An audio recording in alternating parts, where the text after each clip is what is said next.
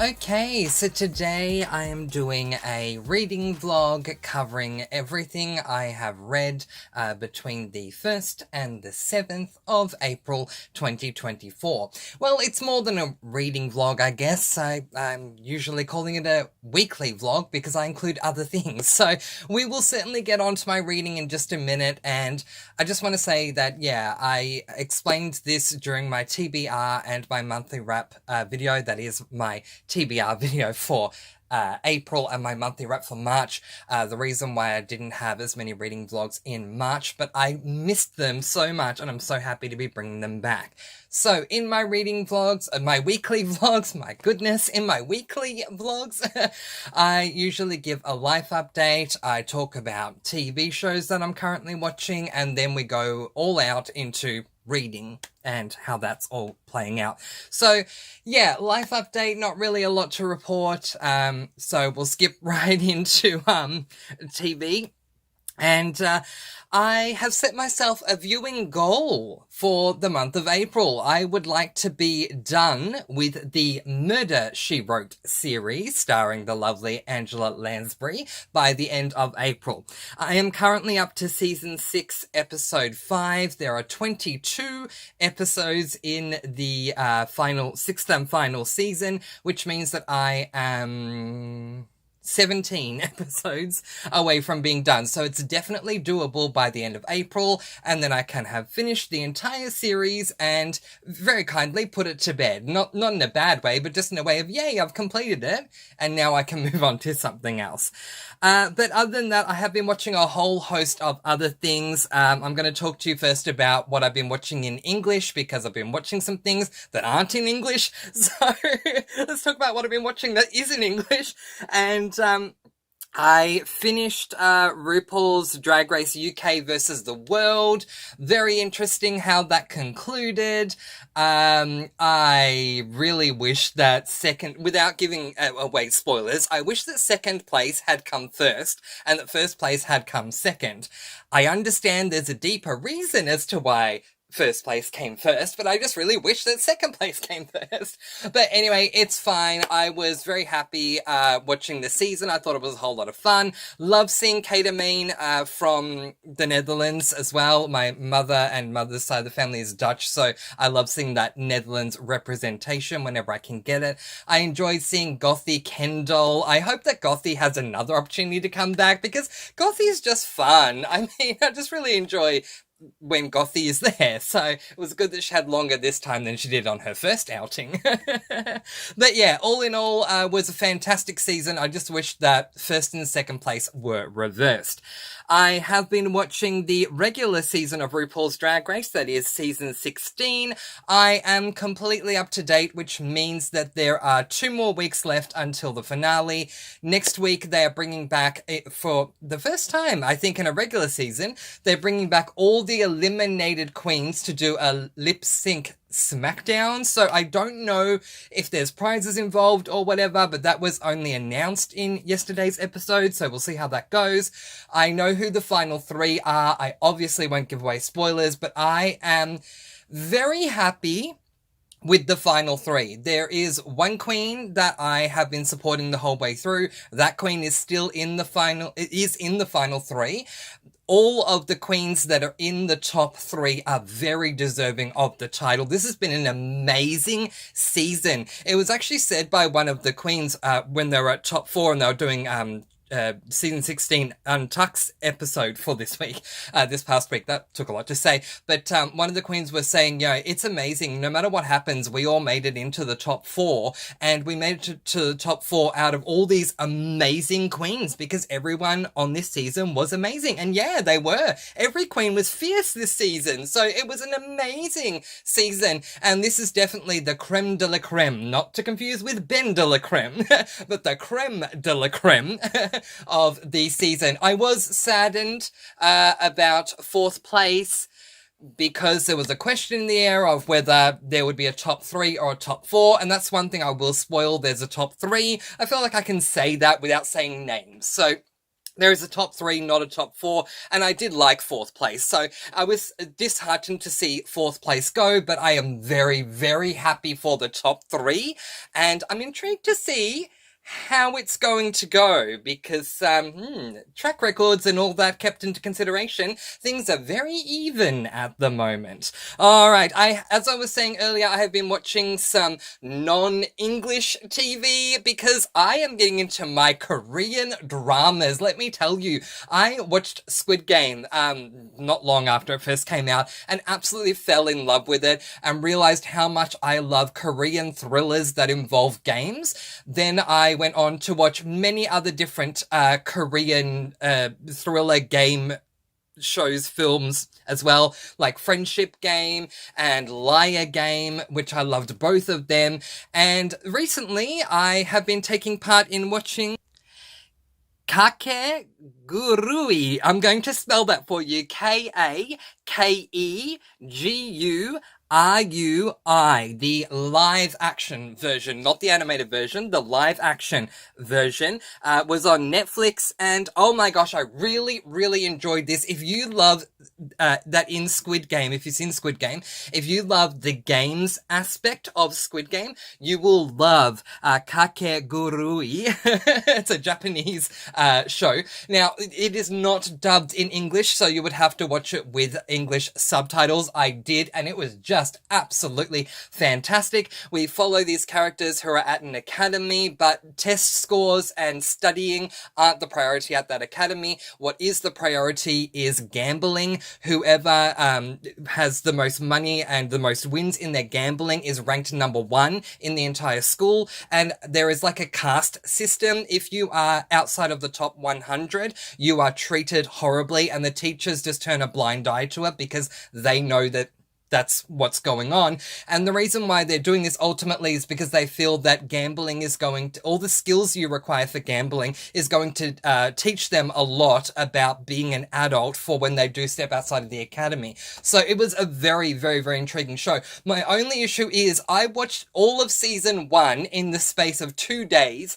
Then I started season 2 and I watched that in the space of 1 day because there were only 5 episodes in season 2 on Netflix for the live action. There's meant to be more, but there's only 5 on Netflix, so I don't know what's going on there. But if anyone knows, let me know. But yeah, absolutely loved Kakegurui.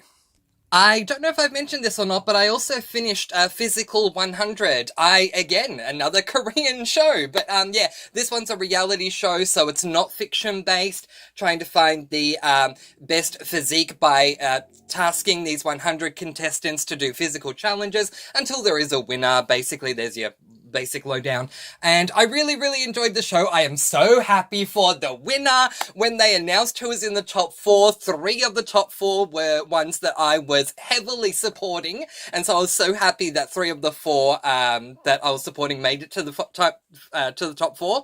And then yeah, then we went from 4 to 3, and one of my favorites was eliminated at that point. Then we went from 3 to 2, another one of my favorites was eliminated at that point, and so then we were in the final 2 with someone that I loved and someone that, not that I didn't love the other one, but I would just, someone that I loved and someone that I didn't like as much. And the one that I loved won the whole season, and it was so dramatic the way it ended. Oh, so good. I cannot highly recommend Physical 100 enough, and Physical 100 is dubbed in English audio. So if you have Netflix, check out Physical 100 because you can listen to it with the English audio, and it is a fantastic show. Men and women competing against each other, and it is wonderful. These women are not afraid to go up against the men, and I love that. Power to the women, feminism, all the way, equal rights for everyone. Let's all play on the same playing field. It was fantastic. All right. I've also, oh my gosh, I have so much to catch up on with shows.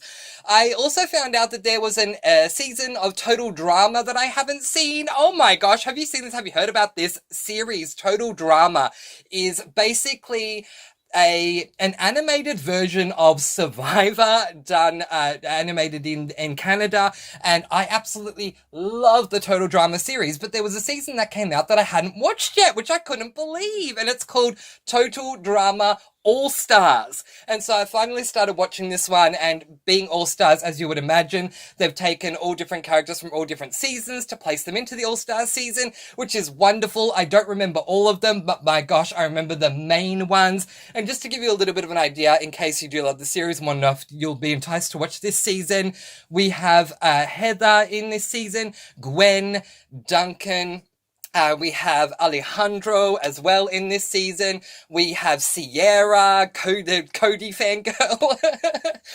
Yeah, we have so many great people in this season, and I'm really, really enjoying it. The final show I'm going to talk to you about is another Korean show, but I don't think I'm going to continue on with it. It is called Remind. That is RE:" MIND, and so far I watched about 4 episodes and it's really not moving along, so I'm not so enticed to continue watching. But the TV series opens up in the pilot episode right at the beginning. We have these 12 or 13, whatever it is, girls, sorry, I should say. They are at a table, they are asleep, they are unconscious, they wake up, they find that they're trapped in this room, and they're trying to work out why. And by the end of the 4th episode, really not much has happened. There have been 3 people that have mysteriously been removed. We don't know how they were removed when the lights were off. But aside from that, we aren't getting any closer to leaving the room, let alone finding out why we are there. So I just feel like they need to do something, give me something to want to keep going. But otherwise, I have been enjoying that. Massive shout out to Asian media as far as films and TV shows. My goodness, I love their thriller games types of TV shows and movies. They are fantastic. Don't get me wrong, I love Hollywood. I don't watch a lot of Australian TV at all. I am Australian, but I don't watch that TV. I prefer to watch American TV. Hollywood does an amazing job with what they do. But Korean, Asian dramas, thrillers are amazing, the next level. So I absolutely recommend giving them a go. If you loved Squid Game, I would recommend starting off with Liar Game, and then after Liar Game, going into the one I was saying a moment ago, Kekogurui, I think it was called. But yeah. And that name, just to correct, is Kakegurui. Kakegurui. Kakegurui, the live action. Fantastic stuff. All right, let's jump into reading, because I've spent a lot of time talking about TV, but it's fair enough because, you know, I've watched a lot of TV since we last spoke. Alright, I have started my April TBR, and it has been a fantastic time so far. So the first book that I read this month, which was the first book I read this week as well, was my first book in my only dystopian series that I'm reading this year. Let's put it up on the screen. It is this book, Red Queen by Victoria Aveyard. This is a young adult dystopian book, and I ended up giving this book a total of 5 stars. And my Goodreads review starts off with the heading, I totally get the hype, and I'm glad I've started the journey. So let's get into the premise. This is a world divided by blood, red or silver. Those who bleed red are commoners, ruled by a silver elite in possession of godlike superpowers. And to Mare Barrow, a 17-year-old red girl from the poverty-stricken stilts, it seems like nothing will ever change. That is, until she finds herself working in the Silver Palace. Here, surrounded by the people she hates the most, Mare discovers that, despite her red blood, she possesses a deadly power of her own, one that threatens to destroy the balance of power. Oh my goodness, what a start to my only dystopian series for this year. The 2 dystopians I read last year, both were rather meh. I preferred one over the other, but honestly, both were rather meh. This had a fantastic start. So to my thoughts, this is, say, my only dystopian series of the year, and boy am I glad I picked this one. I know there has been a lot of hype over the series, so I was intrigued to see what I thought, but I get it now. At least with this first book, it deserves the hype it gets. I really enjoyed following Mare and watching her navigate her way as a red, working in the palace and coming into her powers. The ending was so thrilling too. Definitely a dystopian, and one that has begun just as solidly as Divergent, The Selection, or The Hunger Games. I cannot wait to read book number 2, and I gave that one 5 stars. absolutely fantastic stuff. Given how disappointed I was with both of my dystopians last year, I only wanted to put one dystopian on my SAS list this year, which meant I was putting all of my eggs into that one proverbial basket. But oh my goodness, what a start it has been. I am really happy that I'm on this Red Queen journey and cannot wait to dive into book number 2, which I will be doing a little later on this month. So the next book that I read, so the Red Queen book helped me to begin a new series, and so I have now started that series, but the next book that I read helped me to close out a series, and that is this book, King's Rising by C.S. Picard. This is book 3 of 3 in the Captive Prince trilogy. It is an adult fantasy LGBTIQ+, I guess is the best way to put it. And I gave this book 4 stars. Now, I have to say that I read book 1, Captive Prince, in 2020. In July of 2020, I finished book 1. In November of 2023, I finished book 2. And now, finally, 3 years and 9 months later, after picking up the first one, I've at long last concluded the series. But, yeah, overall, I thought it was a very promising series. Every single book got 4 stars from me, so not absolutely amazing, but above average for sure. The premise of this third and final book is that Daminos of Alkelos has returned. His identity now revealed, Damon must face his master, Prince Laurent, as Daminos of Alkelos, the man Laurent has sworn to kill. On the brink of a momentous battle, the future of both their countries hangs in the balance. In the south, Castor's forces are missing. In the north, the regent's armies are mobilizing for war. Damon's only hope of reclaiming his throne is to fight together with Laurent against their usurpers. So to my thoughts, first and foremost, as a reader that doesn't like leaving series unended, I am thrilled to finally finish this series that I began in 2020. I think the series was good overall, and all 3 books received the same rating of 4 stars, which also makes that point. It's a solid series. It's one of my all-time faves. Is it one of my all-time faves? Not necessarily, but it is a solid series for sure. There's a ton of character growth throughout the series, which was intriguing to follow from start to end. Book 1 shocked me, as I thought it was a romance. It is anything but a romance. Book 2 shocked me, as it did feel more like a romance, so it was very different to Book 1. And Book 3 shocked me because we get some amazing reveals at the end that I had no hint that we were even going to get, which was, yeah, those reveals. So fantastic. I was not at all expecting reveals. It's a fantasy. I'm not expecting reveals, but we got all these reveals at the end of the series. I was like, oh my gosh. Seriously, C.S. Picard, can you make this any better? Still not a 5-star book. A big part of the reason why this book did not receive 5 stars is because I did feel it lag and drag at times, so I did deduct a star for that. The page count for this particular book is, where are we? Is 385 pages for the ebook anyway, which would make it more for the physical. And, yeah, I just felt like it dragged a bit. But honestly, 4 stars for each book in this Captive Prince trilogy, and so a solid series. And it's the 3rd series I've completed on my SAS list, after finishing the All for the Game series by Nora Sakovic first, the Love and Gelato series by Jenna Evans-Welch second, and now the Captive Prince trilogy by C.S. Picard third. Alright, let's move on to the 3rd and final book that I read this week that I only finished today, and that is me starting a new series again, yay! And not only starting a new series, but starting a new series by my favourite female author of all time. The next and final book that I read in this first week of April of 2024 was this book, Dead End Detective by Amanda Flower. Praise this woman's name. I love her works. I have a bookshelf that I'm trying to fill exclusively with cozies. One of those shelves on that bookshelf has nothing but Amanda Flower books, and my goal is to fill that entire shelf by the end of the year, and I definitely see that it's not only going to be filled, but it's going to overflow by the end of the year, which is absolutely fantastic. Praise the name Amanda Flower.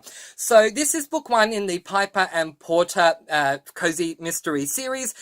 There are 2 books in this duology, and I'll be reading the second one later on this month to close out the duology. But I have to say, this adult cozy mystery, I don't think I would call it a cozy mystery. I'll explain why in just a moment, but regardless of that, I still gave it 5 stars. All right, so I was saying a moment ago I wouldn't call it a cozy exactly. The reason why I'm not calling it a cozy exactly is because we don't follow an amateur sleuth. We follow a professional detective, a PI, a private investigator detective. But still, they're not an amateur. This is their profession. So I was very surprised to see Amanda Flower not having an amateur sleuth, but rather an actual qualified legal investigator that was the main character. But in saying that, oh my gosh, it was a great book, and I don't know why the series only ended after 2 books, because maybe it could be because the sleuth wasn't an amateur,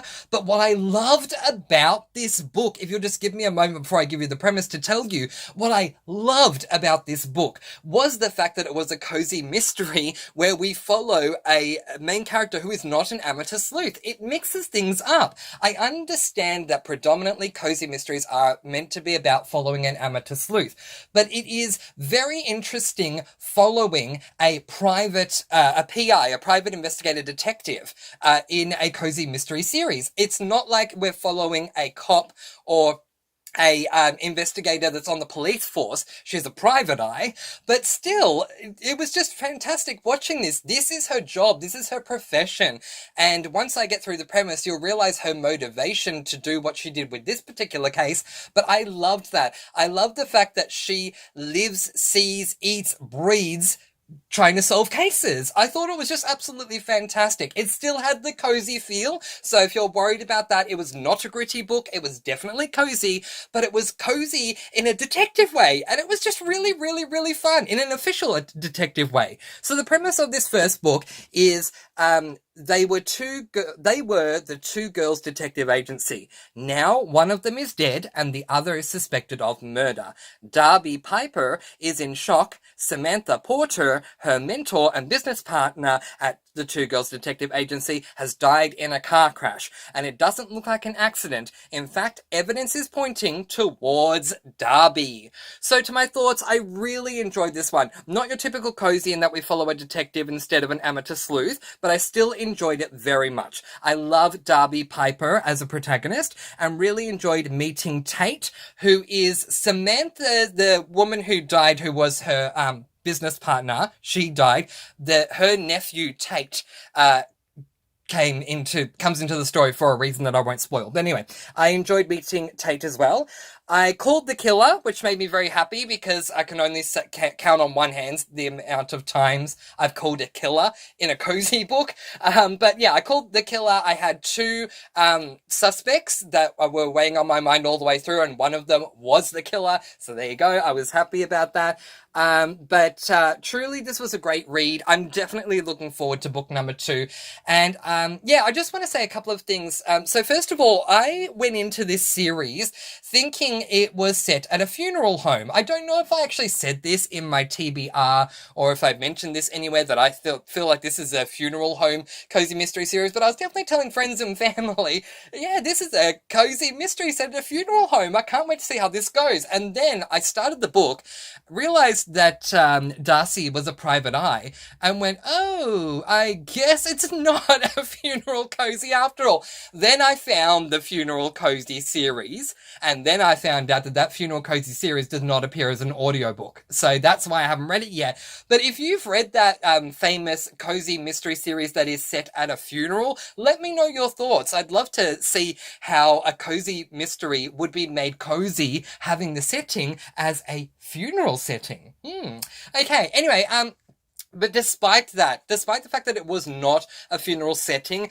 despite the fact that we do follow a legal detective and not an amateur sleuth, the book was just so much fun.